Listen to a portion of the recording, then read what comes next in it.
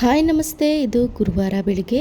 ಇವತ್ತು ತಿಂಡಿಗೆ ನಮ್ಮನೆಯವರು ರೊಟ್ಟಿ ಮಾಡು ಅಂತ ಹೇಳಿದ್ರು. ಹಾಗಾಗಿ ನಾನು ರಾತ್ರಿಯೇ 1 ಬಟ್ಲಾಗುವಷ್ಟು ಅವಲಕ್ಕಿನ ನೆನೆಸಿಟ್ಟಿದ್ದೆ. ಅದನ್ನು ಕೂಡ ಸೇರಿಸ್ಕೊಂಡು ಒಂದು 2ರಿಂದ 3 ಸ್ಪೂನ್ ಆಗುವಷ್ಟು ಅಕ್ಕಿ ಹಿಟ್ಟನ್ನ ಸೇರಿಸ್ಕೊಂಡು ರುಚಿಗೆ ತಕ್ಕಷ್ಟು ಉಪ್ಪು ಹಾಗೆ ನೀರನ್ನ ಹಾಕ್ಕೊಂಡು ನುಣ್ಣಗೆ ರುಬ್ಕೊಂಡ್ರೆ ರೊಟ್ಟಿ ಹಿಟ್ಟು ಕೂಡ ರೆಡಿ ಆಗುತ್ತೆ. ಇನ್ನು ಇದಕ್ಕೆ ಕಾಂಬಿನೇಷನ್ ಆಗಿ ನಾನಿವತ್ತು ಕುಂಬಳಕಾಯಿ ಪಲ್ಯನ ಮಾಡ್ತಾಯಿದ್ದೀನಿ.